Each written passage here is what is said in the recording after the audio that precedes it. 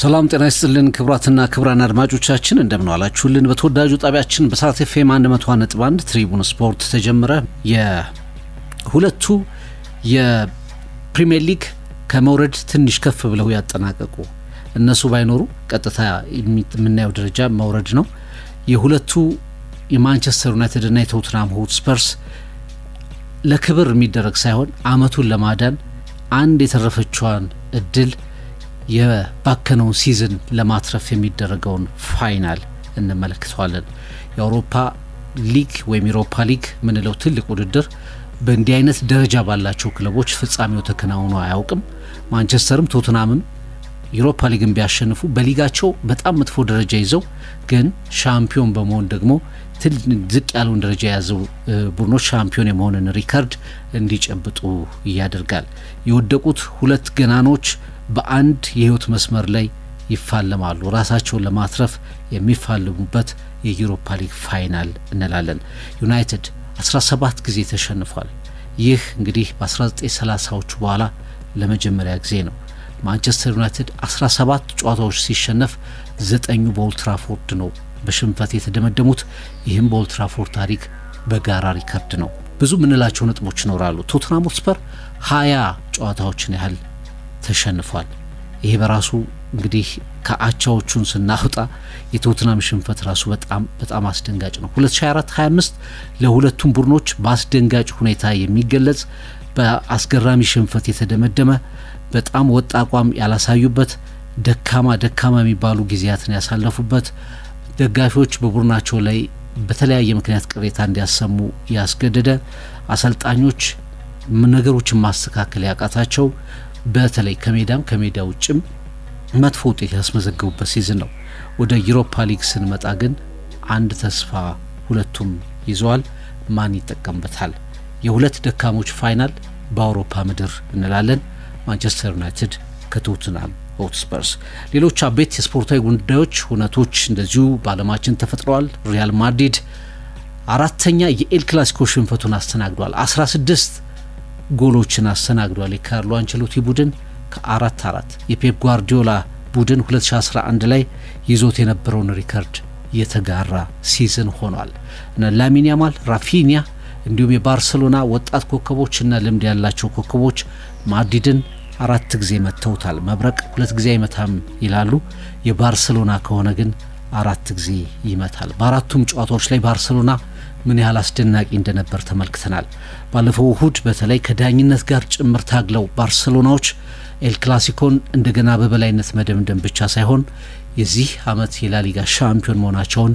ኦልሞስት አረጋግጠዋል የአንድ ነጥብ ጉዳይ ካልሆነ በስተቀር ኤል ክላሲኮ ተጠናቋል ባርሴሎና ሻምፒዮን ሆኗል በአውሮፓ ዋንጫ በአውሮፓ ቻምፒየንስ ሊግ ያጡትን ጉዳት በማድሪድ ላይ እንደገና አሳይተው የላሊጋ ክብራቸውን ያረጋግጣሉ ወደ ቻምፒየንስ ሊግ መመለሳቸው የሚቀር አይመስልም ይሄን ጨዋታ እንመለከታለን ከዛ ውጪ ካርሎ አንቸሎቲ ወደ ብራዚል እንደተጠበቀው የሴልሳው ሴሌክሽን የመጀመሪያው ከውጭ የተቀጠሩ አሰልጣኝ ሆነዋል ብራዚል በታሪኳ አንድም የውጭ ዜጋ በአሰልጣኝነት ቀጥራ አታውቅም አሁን ግን መጨረሻ ላይ ብራዚል ሴሌክሽን እጅ ሰጥተዋል ካርሎ አንቸሎቲን የብራዚል ብሔራዊ ቡድን አሰልጣኝ አድርገዋል ሻፊ አሎንሶ እንደዚሁ እንደተገመተው ለ3 አመታት ሪያል ማድሪድን ለማሰልጠን ተስማምቷል የዓለም የክለቦች ሻምፒዮና ሲጀመር ሪያል ማድሪድ በአንቸሎቲ ቦታ ላይ ሻፊ አሎንሶን ተክቶ ያጫውታል ማለት ነው የዝውውር ዜናዎች አሉ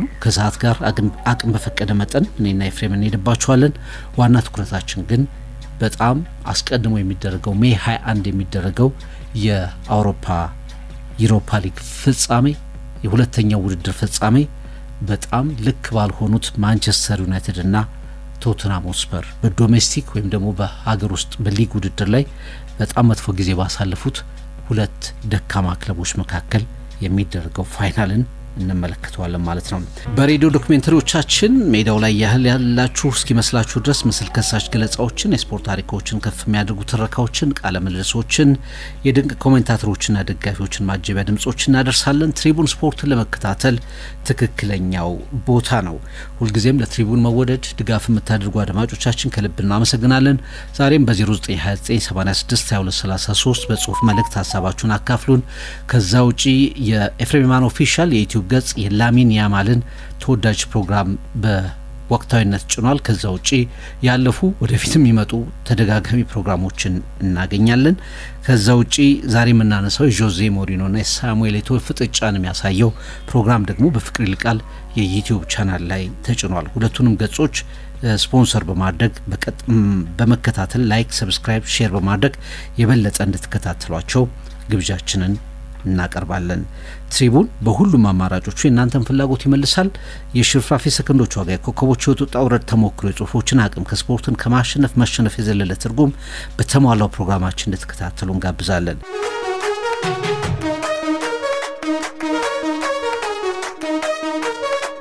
የሁለቱ ደካሞች ፍጻሜ ዩሮፓ ሊግ ማንቸስተርም ቶተናም የሚያሸንፉት በታሪክ ዝቅተኛ ደረጃ ይዞ ያጠናቀቀ በሊጉ ያሸነፈው ዩሮፓ ሊግ ይሆናል። የደካሞች ፋይናል ይሆናል ተብሎ እየተገለጸ ይገኛል። ማንቸስተር 17ኛ ሽንፈቱን፣ ቶተናም 20ኛ ሽንፈቱን። ይሄ የወራጅ ክለቦች ታሪክ ካልሆነ በስተቀር ማንቸስተር እና የቶተናም ታሪክ ነው ብሎ ማሰብ በጣም ከባድ ይሆናል። ዛሬ በዚህ ጉዳይ ላይ እንንደርደር። የመጨረሻ እንደው እነዚህ ሁለት ክለቦች ለኔ ሁለቱ ኮሜዲ ክለቦች ፍቅር ምን ይሻላቸዋል? ባለንዶር እኮ ይገባቸዋል በዚህ ደካማ አቋማቸው። የምሬን ነው የምልህ። ዩሮ ትራሽ የዩሮፓ ሊግ ሁለቱ ትራሾች በጣም ውራዎቹ ፋይናሊስቶች ፍቅር ሲዝናቸውን ለማዳን ያላቸው የመጨረሻ 90 ደቂቃ ከሳን ማሜስ ቢልባኦ ሜይ 21 ሩበን አሞሪም የዩናይትድ ችግር ከዩሮፓ ሊግ ዋንጫ ማሸነፍን በላይ ነው ይላል።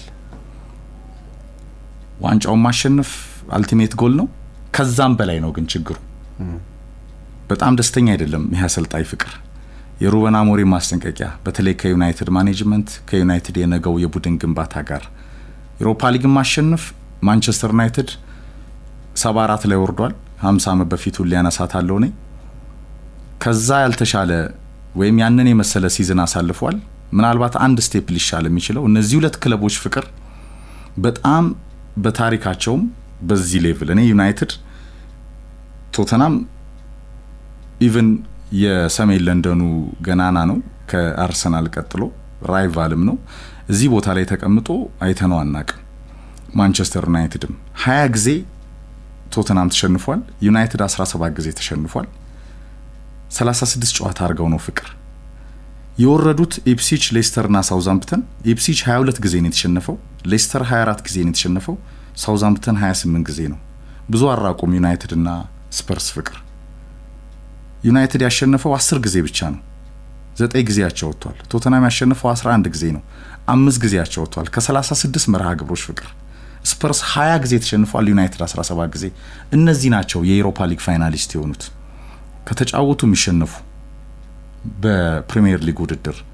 አሞሪም ወደ እንግሊዝ እግር ኳስ ከመጣ በኋላ በአውሮፓ መድረክ ዩናይትድ ሳይሸነፍ እስከ ፋይናል ቢደርስም ቡርኑና መልኩ መዋቅሩ አጠቃላይ የሜዳው ቅርጽ ላይ ማንቸስተር ዩናይትድ ሜንታሊቲውን ከፍ አድርጎ ሲዝኑን ለማዳን በጣም መጥፎውን ሲዝን ለማዳን የሚታገል ቡድን ሆነ እንጂ ፍቅር ከዚህ ከታሪኩ ከሀያልነቱ ከአሸናፊነቱ ከካምባኩ ጋር በተያያዘ መጥፎውን ሲዝን ለመርሳት ይሄንን ዩሮፓ ሊግ ማሸነፍና በአቋራጭ ቻምፒየንስ ሊግ መግባት ግን የራክትሊፍ አስተዳደር ሬዲ አይመስለኝም ፍቅር ለኔ። ዳንኤል ሌቪ ለስታፎቻቸው የዩሮፓ ሊግ የስፐርስ ስታፎች ፍሪ ቲኬቱን አላቸው። አልናስር በቻምፒየንስ ሊግ እንደዚሁ ወደ 600 ሰራተኛ ፍሪ ቲኬት ወደ ሚዩኒክ እንዲያቀኑ አድርገዋል። ራክትሊፍ የዩናይትድ ሰራተኞች እዛው በስክሪን እንዲያዩ ነው። ይሄ ድሮ የነበረውን ትራዲሽኑላ የሚያጥፍ ማኔጅመንት በእያንዳንዷ ነገር የዩናይትድ የፋይናንስ ስርዓት ለማስተካከል ቆርጦ የተነሳ ገንዘብ የማያወጣ አሰልጣኙ ደግሞ ፍቅር ዩሮፓ ሊግን አሸንፎ ቀጣይ ዓመት ቻምፒየንስ ሊግ ገብቶ እንደገና በየተጋጣሚው መደለቅ ብቻ ሳይሆን ደና ቡድን ለመገንባት ኮዲው ፕሮሚሲንግ አልሆነለትም ስለዚህ የዩናይትድ ችግር አታቁትም እስከማለት ለመድረስ ምንም አልቀረውም በጣም ከዩሮ ጉዳት ጋር ብስጭቱን ሲያሳይ ነበር ገና ኦፊሻል አልወጣም የዚህ ተጫዋች ጉዳይ ፍቅር በብሩኖ ውለታ ካዜሜሮ ባለፉት 3 ወራት በነበረው ተደናቂ ፐርፎርማንስ እንደ ማጓየር አይነት ተጫዋቾች ከነክፍተታቸው በነበራቸው መሻሻል ዩናይትድ ከነ ድል አድባር መንፈሱ ዩሮፓ ሊግ ፋይናል ቢደርስም ፍቅር የቡርኑ ክፍተትና መዋቅር ለአሰልጣኙ በጣም ዝግጁ የሆነ በገበያው ላይ እንዲሳተፍ ማንቸስተር ዩናይትድ ወደ ቡድን መዋቅርና ቅኝትና ቡድን ግንባታ እንዲመጣ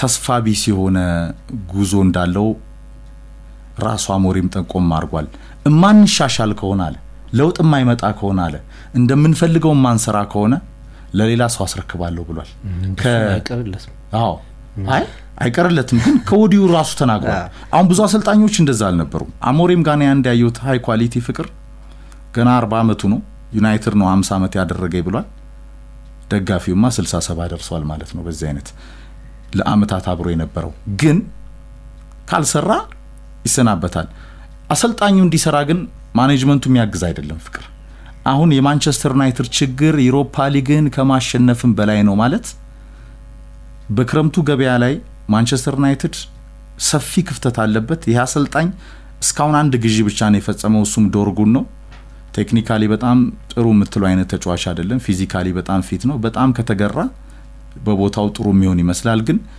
አሞሪም 3 4 5 6 7 8 ልጆች ይፈልጋ አይታወቅም እቅዱ አሁን አልቲሜት ጎሉ ሳንማኔስ ላይ ዩሮፓ ሊግ ማሸነፍ ነው ዩሮፓ ሊግን ካሸነፍክ ኮከቦችን መሳብ ትችላለህ መደራደር ትችላለህ እንደገና በቡድን ግንባታ ላይ በአዲስ አሰልጣኝ ቅኝት ከዚህ ሱስቲክ ካረገበት 3-4-3 ፎርሜሽን ጋር ለሚኖረው የቡድን ግንባታ ጉዞ የራክትሊፍ አስተዳደር የግሌዘሮች አስተዳደር ሬዲ ያለመሆናቸውን ጠቆም አድርጓልና ትንሽ ከዩሮፓ ሊጉ ጨዋታ በፊት ግራ የሚያጋባ ነው ለኔ ግን ሁለቱ ዩሮ ትራሾች ፍቅር ዘሰን እንደዚህ ብሎ አውጥቶታል ታይትሉን ውራዎቹ ፋይናሊስቶች ናቸው ዩናይትድ እና ቶተናም ስፐርስ ያው ዶክተር ቶተናም የተባለበት ምክንያት ሁሌን ጠቅሰዋለን ውጤት የሚያከፋፍል ለተጋጣሚዎቹ ለራሱ ማያቅ ዩናይትድም ተመሳሳይ ነው ብዙ አይለይም 20 ጊዜ ተሸንፏል ቶተናም ዩናይትድ 17 ጊዜ ሁለቱ ኮሜዲዎች ለማንቸስተር አሁን በሌላ ጊዜ ቢሆን ግሎሪ ምትለው የግሎሪ ዩናይትድ ብለው የሚገልጹት ማንቸስተር ዋንጫው ቡድን ነው በአውሮፓም በሊጉም በተለያየ መልኩ በዶሜስቲክ ውድድሮች ላይ ሻምፒዮን የሚሆን ቡድን ነውና እንዲህ አይነት ፋይናሎች ሁሉ ጊዜ በክብር በኩራት የምትሄድባቸው ፋይናሎች ናቸው የታሪክ አካል አድርጋቸው ዋንጫ የምታሰፍርባቸው ምሽቶች ናቸው ግን በዛ ስሜት እንደማይኬድ የምታቀው አሰልጣኝ ሮበን አሞሪም ስለ ጨዋታው የተናገረው ነገር ነው አንድ ቅድም እንዳልከው ፋይናሉ የማንቸስተር ትልቁ ችግር አይደለም ብሏል ፋይናሉ በታሸንፍም ባታሸንፍ ከዛ በላይ ነው የማንቸስተር ጉዳይ ትልቅ ችግር ነው ማንሻሻል ከሆነ ሲዝኑ አዲሱ ሲዝን ጀምሮ እንደዚህ ፑር የሆነው ጉዟችን የሚቀጥል ከሆነ ስራውን ለሌሎች አስረክባለሁ የሚል ነገር ተናግሯልና የፋይናሉ ጉዳይ አሁን ይሄ ክብር የማሳካት ጉዳይ ብቻ ሳይሆን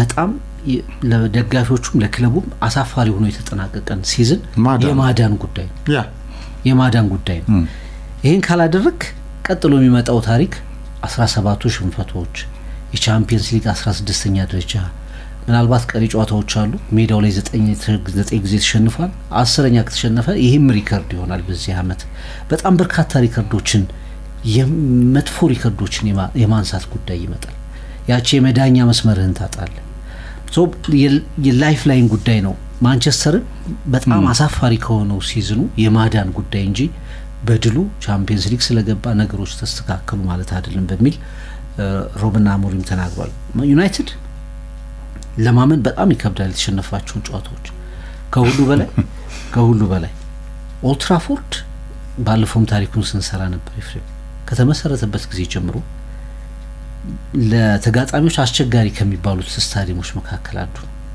አሁን በሜዳ መሸነፍ ኖርማል እየሆነ መጥቷል መሸነፍ ለማንቸስተር ዩናይትድ በቃ የተለመደ እየሆነ መጥቷል ይሄ በጣም የሚያሳስብ ነው ብለው ሮበን አሞሪም ተናግሯል በሜዳ ተሸነፈ አይ በቃ ተለምዷል ያልክ ቀን ትልቁ የክለቡ ችግር እየሆነ መጥቷል ብሎ ተናግሯልና ከዚህ አንፃር ዩናይትድ ቻምፒየንስ ሊግን ሲያሳካ በቀጣይነት ከትልቅ አደራ ጋር በሊጉ የተሻሻለ ቡድን ለሻምፒዮንነት እንኳን ባይሆን ወደ ለመደው የቶፕ 6 ቶፕ 4 ፉክክር እንዲመጣ በቻምፒየንስ ሊግ የተሻለ ጉዞ እንዲያደርግ ደጋፊዎቹ የሚጠብቁበት ነው። ቀጥሎ ያቺ የተለመደችዋ የትኛውም ቡድን የሚያሸንፈው ለምሳሌ ዌስት ሃም ላለፉት 5 ጨዋታዎች እንኳን አላሸነፈም። ኦልድ ትራፎርድ ላይ ሄዶ ለባዶ አሸነፈ። የትኛውም ክለብ ነው የሚያሸንፈው። ዩናይትድ ያሸነፋቸው ቡድኖች ባለፉት ጨዋታዎች ላይ ሁለቱ የወረዱትን ክለቦች ነው ሌስተርና ኢፕስዊችን ያሸነፈው። በተከታታይ ጨዋታዎች ላይ ሽንፈት እያጋጠሙ ነው። ዩሮፓ ሊጉን አውጥተን ዩሮፓ ሊግ ፎርም አቅሙም የተለየ ስለሆነ እሱን አውጥተን ማለት ነው በጣም በሊጉ ላይ የሚቸገር ቡድን 50% የጨዋታውን ሂደት ተሸንፏል። አሁን ከዛ ውስጥ አቻውን ስታወጣ ያሸነፋቸው ጨዋታዎች ጥቂቶች ናቸው።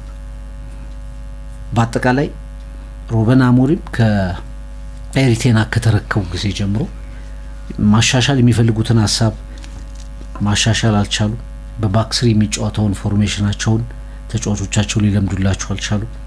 የተጫዋቾች ጉዳት እንዳንድ ምክንያት የምታነሳው እንኳን ቢሆን አልፎ አልፎ የሚታዩ ወጥ የሆኑ አቋሞችን ደህና የሚመስሉ አቋሞችን በፍጹም በወጥነት ማሳየት አልቻለም።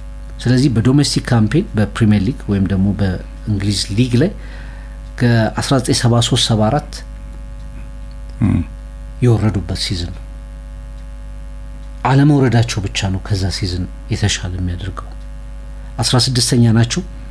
17ኛ ሊግ ዲፊታቸውን በኦልድ ትራፎርድ በዌስት ሃም ተሸነፉ። 20ኛ አመቱ ነው ግሌዘርስ ከተረከቡት። የ20ኛ አመቱ የመጨረሻው ዝቅተኛ ውጤት ደግሞ እንደገና እንዲ ሊቀመጥ ችሏል ማለት ነው። ስፐርስም ስትመጣ እንግዲህ የስፐርስ ከማንቸስተር የባሰ ነው። በርግጥ በጥቂት በአንድ ደረጃ ነው የሚለያዩት፣ ግን የሽንፈት መጠናቸውን ስታይ ስፐርስ 20 ጊዜ ተሸንፏል። የስፐርስ ጉዳቶች የተለያዩ ምክንያቶችን ብታስቀምጥም አንጌ ፖስቴኮግሉን ሲያመጣ ስፐርስ የነበሩት ተስፋዎች በሙሉ ተነዋል። ለስፐርስም 1984 ላይ ካነሱት ዋንጫ በኋላ ከነበራቸው ክብር በኋላ በአውሮፓ ደረጃ በትልቁ በቶትናም ታሪክ የሚጠቀስ ዋንጫ የማምጣት ጉዳይ ብቻ ሳይሆን ሲዝናቸውን የማዳን ጉዳይ ተደርጎ ይነሳል። በሁለቱ አሰልጣኞች መካከል ግን የሚታየኝ ለኔ ፍሬም ምንድነው ሩበን አሞሪምን ማንቸስተር ዩናይትድ ያው ያቆያቸዋል። ሲመጡም በዚህ ሲዝን ዲፋይን አይደረጉም ተብሎ ተነግሯል። ስኳዱ የራሳቸው አይደለም፣ የተረከቡት ነው፣ መሀል ላይ ነው የመጡት። ስለዚህ ማንቸስተር ዩናይትድ በዚህ ሲዝን የሚያስመዘገበው ውጤት የሩበን አሞሪምን ዕጣ ፈንታ ይወስናል የሚለው ነገር ገና መጀመሪያም ሐሳብ ላይ አልነበረም። ስለዚህ በቀጣዩ አመት የማንቸስተር ዩናይትድ አሰልጣኝ ሆናሉ። ቢሸነፍ ቢያሸንፍም ማንቸስተር እሳቸው መለካት የሚጀምሩት ወይም እሳቸው ራሱ እንደተናገሩት ዩናይትድ ላይ እርምጃ መውሰድ የሚጀምሩት የቀጣዩ ሲዝን ጨዋታዎች ትክክል ካልሆኑ ቡድኑ ካልተስተካከለ ነው። ለአንጌ ፖስቴኮግሉ ግን ለኔ የመጨረሻ ጨዋታቸው ይመስለኛል። ምክንያቱም ስፐርስ በእሳቸው ስር ሊያገኝ የሚችለው ነገር አደጋ ውስጥ እንደሆነ በደንብ የተረዱ ይመስለኛል። መጫወተው ለአንድ ስትራቴጂ ነው ይላሉ። ማለት ማጥቃት ብቻ ነው፣ ሌላ አማራጭ የለም። ቶትናም ብዙ ጎል ያስተናግዳል። ቶትናም በትንንሽ ተጋጣሚዎች ይበለጣል። አንዳንዴ በጣም አስደንጋጭ ብልጫ ይወስዳል። በተከታታይ ጨዋታዎች ደግሞ ሉዝ ያደርጋል። 20 የፕሪሚየር ሊግ ጨዋታዎች በጣም ብዙ ናቸውና ፖስቴኮግሉ ግን የሚሰናበቱ ይመስለኛል። ታሪካቸውን ከቶትናም ጋር ጽፈው የመውጫውን በርክን ከመመልከት የሚድኑ አሰልጣኝ አይመስሉም። አዎ ምናልባት ለኔ አሁን ዩናይትድ እና ስፐርስ ፍቅር እንግዲህ ኢፕስዊች ሌስተርና ሳውዛምፕተን ስላሉ ነው ያልወረዱት እንጂ በጣም በቃ እንደ አውሮፓ ቻምፒየንስ ሊግ ፋይናል የሚጠበቅ 90 ደቂቃ ሊኖረው ይችል ነበር እኮ ዩናይትድ ወይ ስፐርስ። በተለይ ማንቸስተር ወደ መጨረሻ ካሸነፈ ይተርፋል ወይ ይወርዳል የሚባል ቻምፒየንስ ሊግ ፋይናል ይሄ ወርልድ ካፕ ፋይናል አይነት ጨዋታ እንዲኖረው የሰራ ክለብ እኮ ከዚህ በፊት እንደምናቃቸው ላለመውረድ እንደሚደረጉ ጨዋታ ትግሎች ማለት ነው። ወይ ቻምፒየንሺፕ ከዛ እሺ ወረደ ልበል፣ ዩሮፓ ሊግ አሸነፈ፣ ቻምፒየንሺፕ እየተጫወተ እኮ ቻምፒየንስ ሊግ ሊጫወት ዩሮፓ ሊግ አሸንፎ ስለሚገባ ቢወርድ ኑሮ ለመውረድ የሰሩ ክለቦች ናቸው። አሞሪም እሱ ነው የተቀመጥንበት ደረጃ በጣም ያሳፍራል ብሏል ፍቅር። ፕሪሚየር ሊግ ላይ ጨዋታዎችን ያሰልጣኝ ማሸነፍ አልቻለም። ሪሶርሱ የማንቸስተር ዩናይትድ 700 ሚሊዮን ዩሮ አክተሩ ያወጡበት ስኳድ ከአሞሪም ስታይል ጋር እንደው የተጠገነ እዚህ የደረሰ ነው እንጂ ፍቅር በጣት የሚቆጠሩ ተጫዋቾች ናቸው መሻሻል ያሳዩት። በጣም ሪቮሉሽን ይፈልጋል ዩናይትድ። ለዛ ግን ሬዲ እንዳልሆነ አሞሪም ኮድ ያውቋል። ማኔጅመንቱና ዩናይትድ ገንዘብ ለማውጣት ሲከተለው የነበረው የትናንትና አስተዳደራዊ እብደቱ ነገን ራሱ ቀድሞ እንዳያቅ የተቸገረ ክለብ ሆኗል ፍቅር። ለዚህ ነው የዩናይትድ ችግር ከዩሮፓ ሊግ ዋንጫ ማሸነፍ በላይ ግን መጀመሪያ ለኔ ዋንጫውን ማሸነፍ ነው።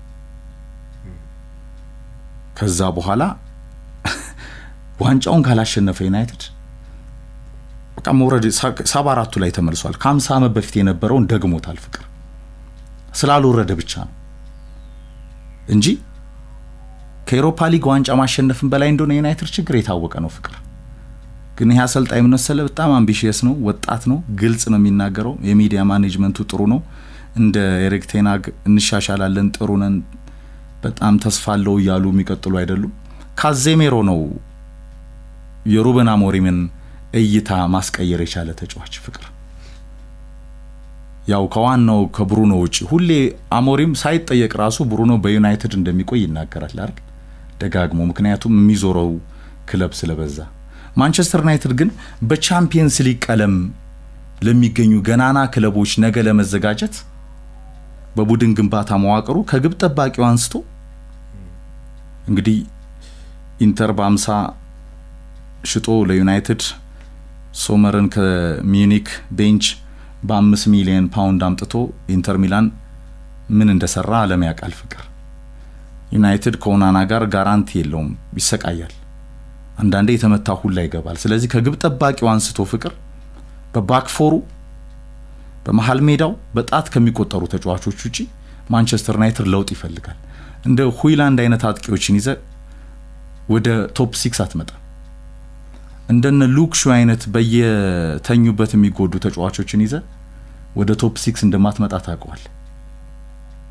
ስለዚህ የዩናይትድ ችግር አንድ አሰልጣኝ ይሄን ከተናገረ ፍቅር የነገ ፕሮፖዛሉ ላይ ፕሮጀክቱ ላይ ማኔጅመንቱ ሬዲ ሆኖ የሚያግዘው አይደለም። ለምሳሌ የባያሬናው ነፃ አውጪ ሼሁቬራን ይለዋለው ዣቪ አሎንሶን ፍቅር ኔቨርኩሰን ማያሸንፈው ነው ደማሸነፍ ያመጣው ያውም ከአመታት በኋላ ገና ፔሬዝ እንዲህ አይነት ክለቦች አሉል 3 ሃይ ኳሊቲ ተጫዋቾች ካርኖልድ ውጭ እኮ ነው ፍቅር። አርኖልድ ስለገባ እንዲያስፈርም ኮዲው ፈቅደውለታል። ይሄ ክለቡ ሐሳብ ነው ደሞ ያሰልጣኙን ሐሳብ ደሞ ይሰማል። ማንቸስተር ቤት እንደዚህ አይነት ነፃነትም የለም። አንዳንዴ በሆሊ ይሻላሉ እኮ በቼልሲ ፍቅር እንደ ልብ ይገዙልሃል ቢያንስ። ዩናይትድ ለምንድነው እንዲሆነው ማኔጅመንቱ ጋም ስትመጣ የትናንትና የፋይናንሻል ቀውሱ የሚያሳድደው ክለብ በመሆኑ ምክንያት የነገውም የቡድን ቅኝት ተስፋ ቢስ ነው። ግን ለኔ ነገና ቆይቶ ሳንማኔስ ቢልባው ላይ ለደጋፊው ሞራል ፍቅር ለማንቸስተር ዩናይትድም ሲዝን ማዳን የዱ ኦርዳይ ጉዳይ ነው። ቶተናምን ማሸነፍ ቶተናምን አሸንፎ ዩናይትድ ወደ ቻምፒየንስ ሊግ ሌቭሉ መመለስ ከዛ በኋላ የሚሆነው ማየት ነው። አሞሪም ግን ለውጥ የማይመጣ ከሆነ በጣም ሃምብል ነው ፍቅር። እንዲህ ሚላ አሰልጣኝ እኔ በጣም ጥቂት ነው ያየሁት። በቃ ከወዲሁ ሄዳለሁ እንዲህ ማንንም አላለም በዩናይትድ ኢቭን ጆዚ ያላሉ ትልልቅ ስራ ይሰሩት ሶልሻየር እንዴት እንደወጣ እናውቃለን። ቴናክ ተዋቸው ይሳቸውን ጉዳይ ተው። ይሄ አሰልጣኝ ግን ከወዲሁ ራሱ ነገን ገምቶ መሻሻሎች የማይመጣ ከሆነ ብሏል። ምክንያቱም ዩናይትድ በአመት 17 የሚሸነፍ 9 ጊዜያቻ የሚወጣ 16ኛ የተቀመጠ የሚበልጠው እኮ ስፐርስ፣ ኢፕስዊች፣ ሌስተርና ሳውዛምፕተን ነው መጫወት የማይችል ፍቅር። በስፐርስም ሊታለፍ ይችላል እድላሉ። አዎ ዌስትሃም እኮ አለፋቸው። ዌስትሃም አለፈው ሪከርዶችን የተነጠቀ ቀለሙን ያጣ የጀገነበት የዩናይትድ ሚዛን እኮ አማራጭ ማጣትና የጨነቀው ሆኖ ነው እኮ ሐሙስ ገበያ ገብቶ ክለቡ ዩሮፓ ሊግን የሚቆምረው እንጂ እኮ የዩናይትድ ሚዛን እኮ ፍቅር ጆዜ እኮ በአቋራጭ ዩሮፓ ሊግን አሸንፈው ቻምፒየንስ ሊግ ዩናይትድን ይዘው ሲገቡ እኮ ከአመታ በፊት ዩናይትድ 16ኛ አልነበረም 17 ያልተሸነፈም እኮ ፍቅር። እንዲህ አይነት ክራይሲስ ውስጥ አልነበረም። ይሄ ቀውስ እንደው በቀላሉ በወራቶች የቡድን ግንባታ ሂደት ባንድ የክረምት ገበያ ተቀርፎ ማንቸስተር ዩናይትድ ወደ ቀለሙ የሚመጣ ክለብ እንዳልሆነ ለኔ ከወዲሁ አሰልጣኙ ያወቀው ይመስለኛል። ፈተናው እሱ ነው ትልቁ ነገር። ከዚህ በፊትም ስለ ሩበን አሞሪም ስንናገር አንዳንዴ በጣም አእምሯቸው ውስጥ ያለውን ነገር በቀጥታ የሚናገሩ አሰልጣኝ ናቸው። ይሄ እንደውም ድንጋጤ ፈጥሮ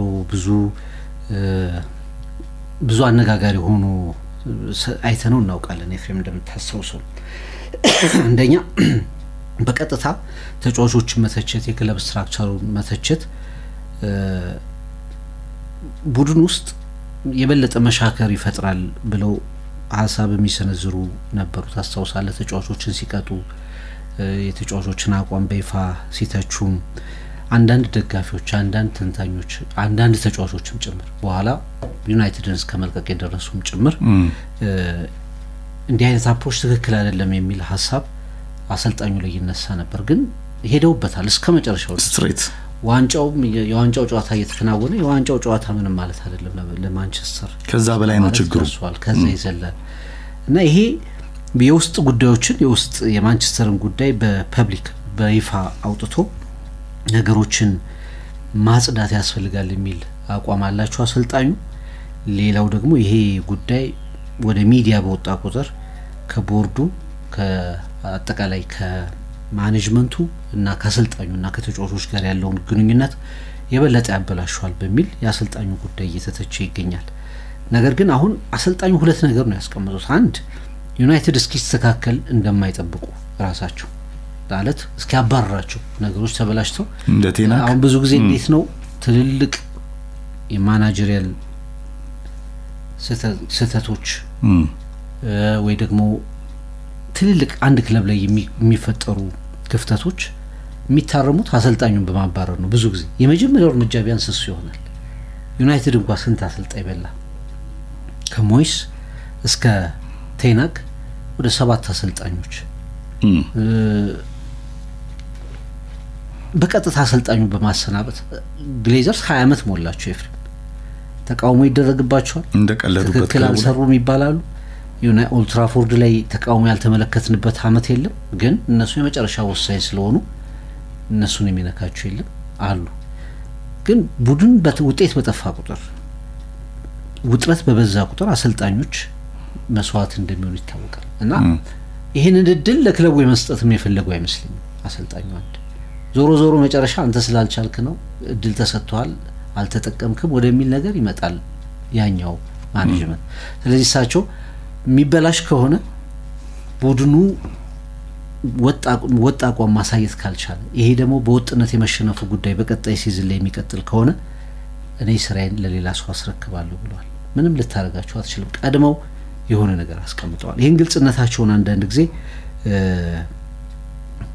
ከሆነ ኔጌቲቭ ነገር ለማንቸስተር ከማበርከት ጋር ራስን ከማዳን ጋር ኃላፊነትን ካለመወጣት ጋር ማን ሊያስተካክለው ነው እሳቸው ያበላሹትን ማን ሊሰራው ነው ቡድን ውስጥ ያለው ነገር ማን ሊሰራላቸው ነው ወዴት ነው ጣት የሚቀስሩት በማለት ወደ አሞሪም የሚያመጡት ሰዎች አሉ። ግን በእርግጠኝነት የሳን ማሜሱ ፋይናል ከተከናወነ በኋላ በእርግጠኝነት ይሄ ጉዳይ እንደገና ይነሳል። ኤፍሬም አሰልጣኙ የሚያነሱታል ከሽንፈቱ በኋላ በግልጽነት ሐሳብ ይሰጣሉ። ቀስ በቀስ ደግሞ ቦርዱ ከአሰልጣኙ ጋር መነጋገር ይጀምራል።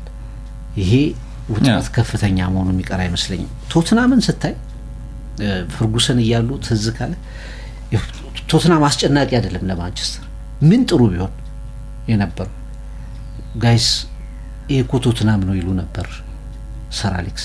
ለማንቸስተር ቶትናም ከባድ ቲም አልነበረም። ባለፉት 6 ጨዋታዎች ግን ስታቲስቲክሱን ስትመለከቱ ኤፍሬም ስፐርስ በ6 የማንቸስተር ግንኙነቶች ላይ በ6ቱም አልተሸነፈም። በዚህ አመት 3 ጊዜ አሸንፏል። ያው ዩናይትድ ራሱ ኮስፐርስን ስለመሰለ ነው ምን ያህል እንትኑ እንደተቀየረ ጊዜው እንደተቀየረ። ባለፉት 3 ጨዋታዎች 3ቱን አሸንፏል። ባለፈው አመት ላይ ከ6ቱ 4ቱ ድል ነው 2ቱ አቻ ነው። እና ለማንቸስተር ይሄም ጨዋታ የሊግ ጨዋታ እኮ ብለው እስካሁን ያሸንፍ የነበረው እንግሊዝ ቡድኖችን አልነበረም አይደል? ወደ ዩሮፓ ሊግ ፋይናል እስኪ ድረስ የእንግሊዝ ቡድኖችን አይገጥምም። ስለዚህ ሌሎች ቡድኖችን ነው። አንዳንዶቹ ትንንሽ ተጋጣሚዎች ናቸው ከማንቸስተር አንጻር፣ አንዳንዶቹ ከወደቀ በኋላ በተጋርሎ የተነሳባቸው ናቸው። የሊዮኑን ጨዋታ ማንሳት ትችላለህ።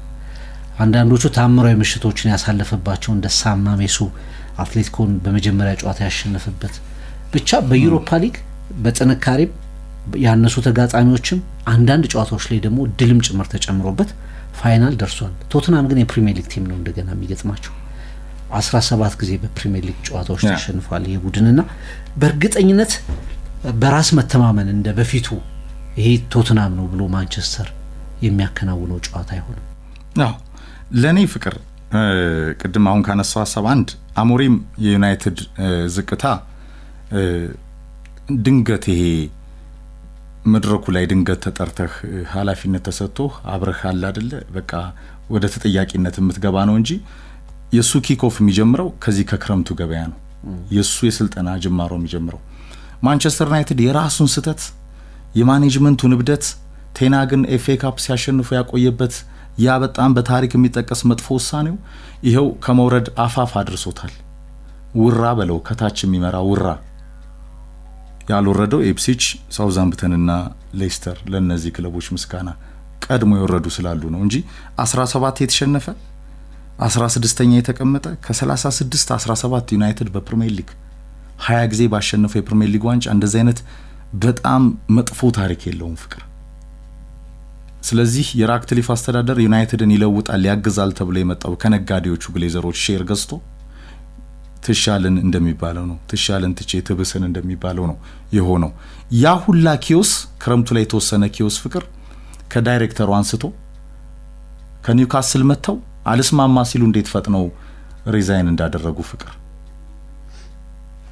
ማንቸስተር ዩናይትድ ራሱን ልክ ነህ ዩሮፓ ሊግን የማያሸንፍ ከሆነ እልፍ ነገሮች ገና ሪቪው ይደረጋሉ ወደ ኋላ ፍቅር ከመስታወቱ በፊት ይሄ ሁላ ነገር ነው ከአሞሪም ቀጥታ ተናጋሪነት ጋር ወጣት ነው በሊዝበን ገናና ታሪክ አለው ትልቅ አሰልጣኝ ለመሆን አቅም ያለው ነው ወደ ዩናይትድ ሪስክ ወስዶ መጥቷል ሪስኩን ያያየው ነው ስለዚህ የፒአር ስራ ለማኔጅመንቱ እየሰራ የሚቆይ አሰልጣኝ እንዳልሆነ በአለም አደባባይ ደጋግሞ አሳይቷል።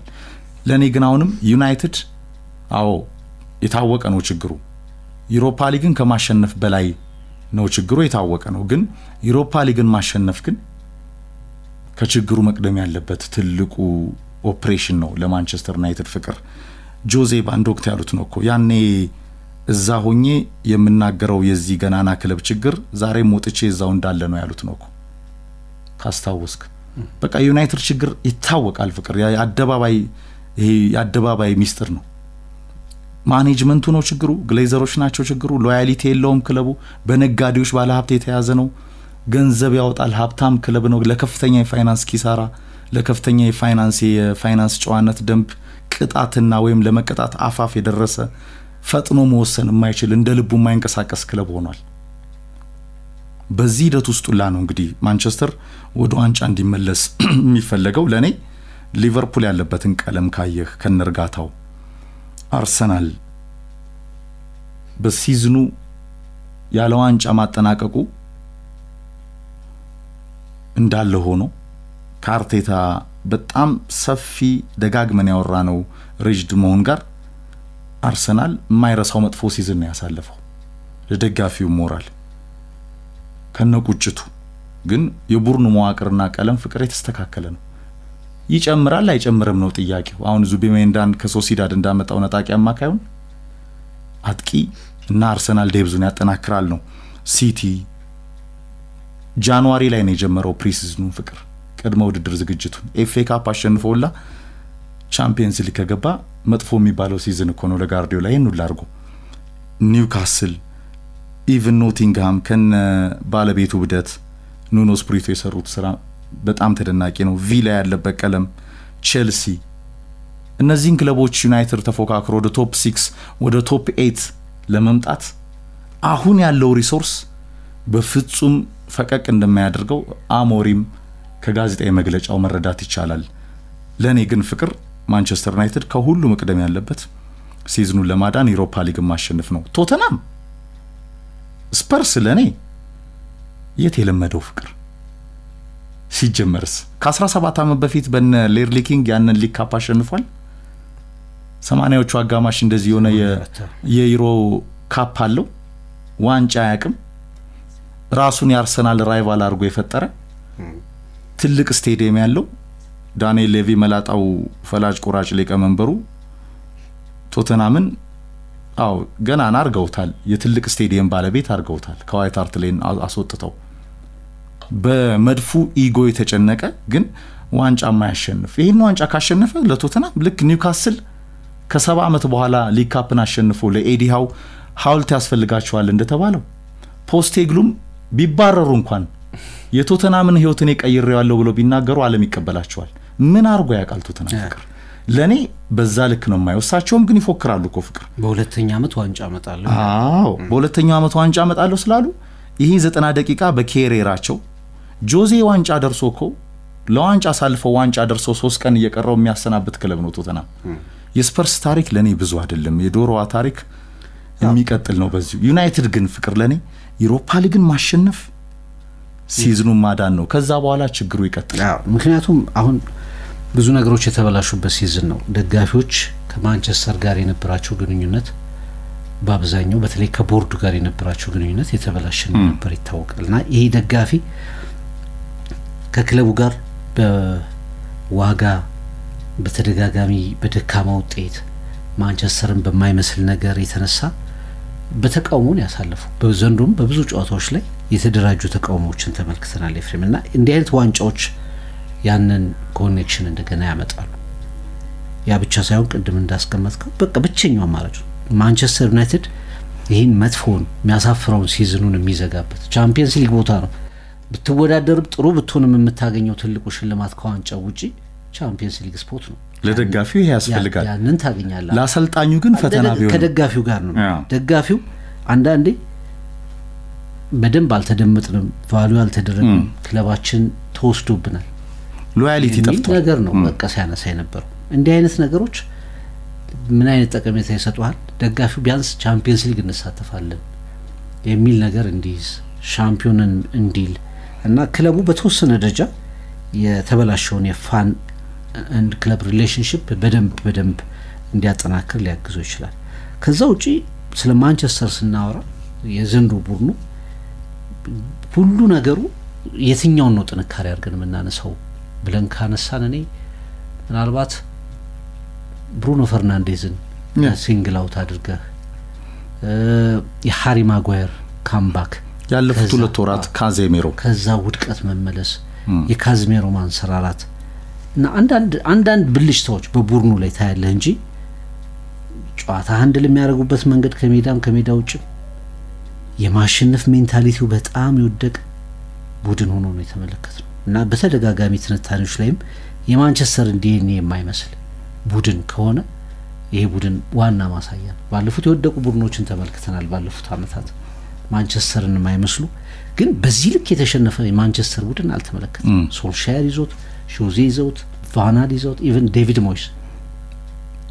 ሞይስ ናቸው 7ኛው ወጡት እንደ ቴናግ እንዳትል ግን የቴናግ ቡድንም እንደዚህ ያለው የቴናግ ቡድን እኮ ነው የቴናግ ቡድን አይደለም በቃ አብዛኛውን ያዘው እሳቸው ሂደዋል በቃ ረፍት ላይ ናቸው ጠፍጥፎ የጋገሩት እኮ ቡድን ነው እኮ እንደዚህ በየጨዋታው የሚደለቅ ፍቅር ምክንያቱም ባለመባረራቸው መሰለ አሁን አንደኛው ልክ ነው ለምን መሰለ አንደኛው የቴናግ ተወቃሽ የሚሆኑት እሳቸው ከመጡበት ጊዜ ጀምሮ ያንን የማንቸስተር የቅጥር ቦርድ ሲያሳምኑ ማንቸስተር ታክቲካል አይደንቲቲ የጨዋታ ይሄ ፕሬዘንቴሽናቸው እኮ ያሳይ በቃ እንደ ጎበዝ ተማሪ ተኩስ አይደንቲቲ መፍጠር ምክንያቱም ብዙ ነገር ጎሎት ነበር የጆዜ ውድድም ነበር ከዛ በፊት ብዙ አሰልጣኞች ተባረሩ ነበርና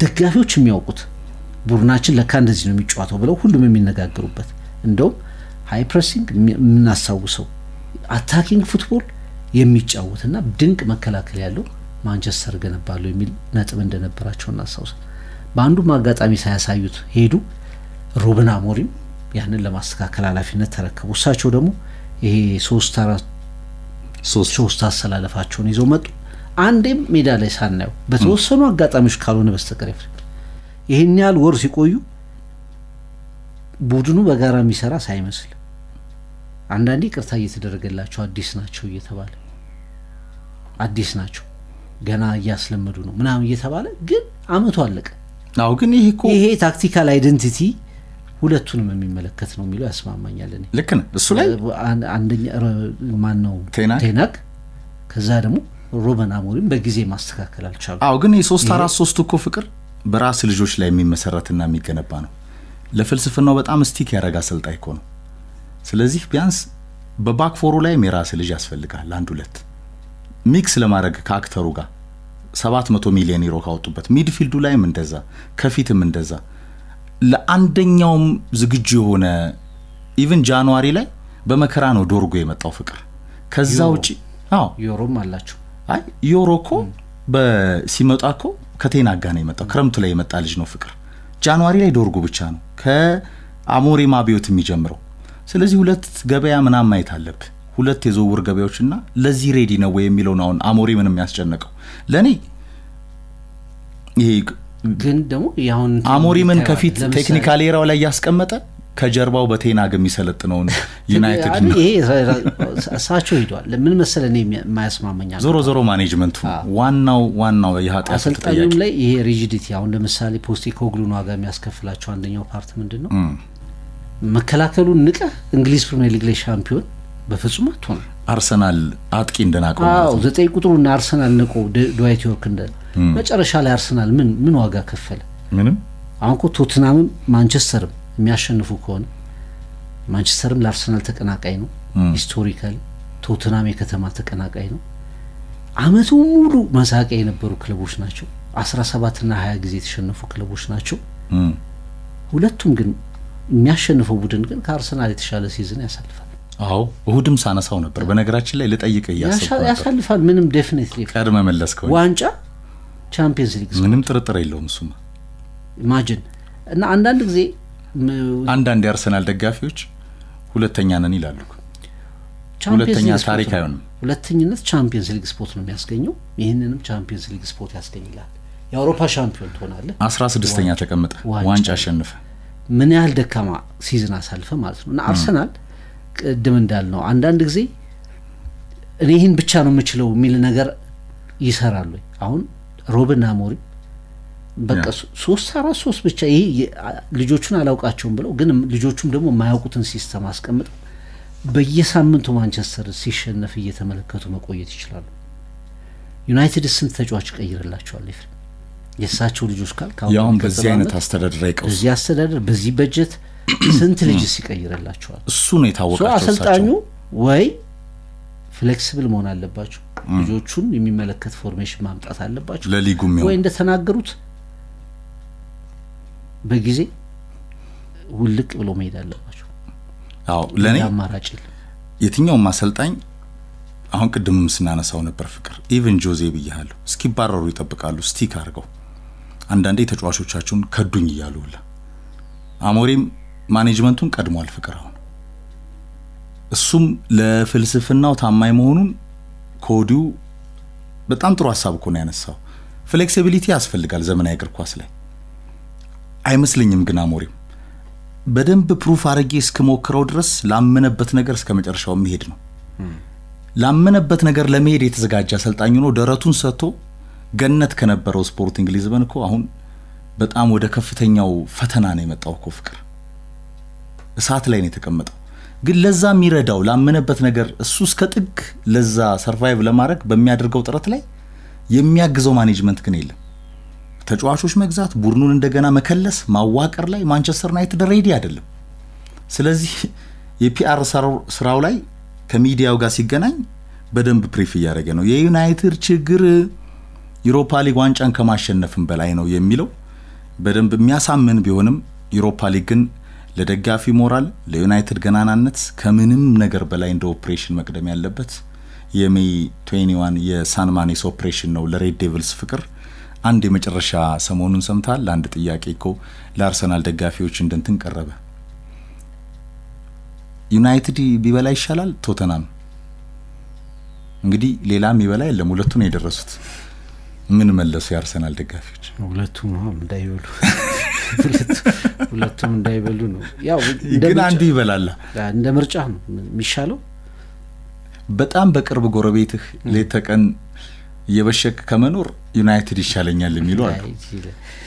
ስፐርስ ደግሞ አስበው ስፐርስ ደግሞ ያንን ዋንጫ ከበላ እኔ ባለፈው የዚህ የቻምፒየንስ ሊግ ምሽት ላይም አርሰናል በነበረው አድቬንቸር ላይም በቃ የቶተናም ደጋፊዎች what do you think ቶተናም የሚሉት የአርሰናል ደጋፊዎች ለዛ ነው ፍቅር በቃ ስለ ቶተናም ምን ታስባላችሁ በሚል ሁሌ ያለች አይኮኒክ ዝማሬ ያለች አይደል ስፐርስ ለፖስቴግሉም ለቶተናም ፍቅር ይሄ ዋንጫ ልክ እንደ ዩናይትድ በጣም የሚፈልገው ነው የታሪክ ማህደሩ ላይም ባዶ መደርደሪያው ላይ የሚያስቀምጠው ትልቁ ያንጡራ ሀብቱ ነው ለዩናይትድ ነው ብርቅ የማይሆነው ለስፐርስ እንደዛ ነው ፍቅር ከዛ ውጪ ዳንኤል ሌቪም አሁን የቶተናም ደጋፊ እኮ አስተዳደሩንም እየጠየቀ ነው እንደው በቀላሉ የሚወጡ አይደሉም ይሄ የሰሩበት የማኔጅመንት መረብ ከዛ አንፃር አሰልጣኝ ነው ሁሌ የሚበላው ቶተናም እንጂ ለዩናይትድም ለስፐርስም ያስፈልጋል ውራዎቹ ፋይናሊስቶች ፍቅር